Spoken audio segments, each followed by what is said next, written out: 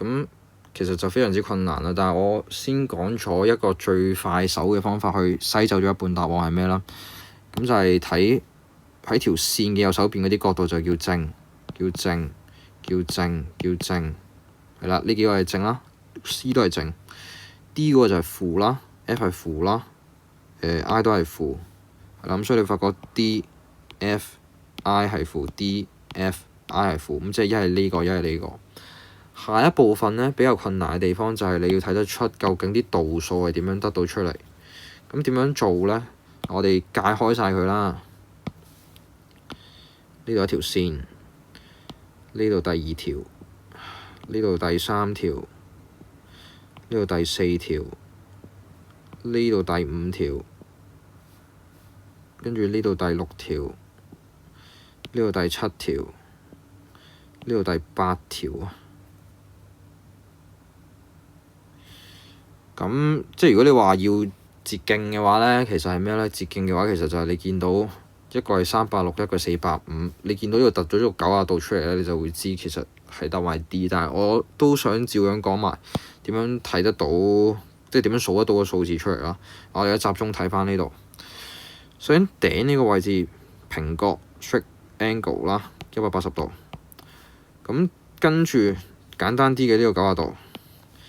如果逢親有啲 alternate angle 呢啲抵消咗呢，就係0度，咁即係唔理佢啦。呢度同一邊 interior 嘅180度，呢度 alternate 唔計 ，alternate 一個左一個右唔計，剩翻你會發覺喂呢度好複雜。咁點樣處理呢？嗱，例如我哋叻翻啲角度落去啦，呢個叫 A， 呢個都叫 A， 呢個叫 B， 呢個都叫 B。你有冇發覺呢？就係呢一隻角加呢一隻角，其實係一 pair interior 嚟㗎，而佢嘅方向係咩啊？右手邊，右手邊即係180度，我當佢係180度。咁右手邊嘅就叫加啦，右手邊嘅叫加啦，左手邊叫減啦。右手邊嘅呢兩個合埋就係加啦。咁跟住呢，再睇埋呢度啦。呢度發生咩事呢？呢度加佢係右手邊嘅180度，再加多180度。但係啊，同一時間你要知道呢度係左手邊嘅180度，我哋要減翻佢。咁所以結果呢，你數翻就180度加180加180減180加180減90，就計到450。咁就計到呢個。咁但係可能你會唔明嘅地方就係呢一皮嘢究竟發生咩事？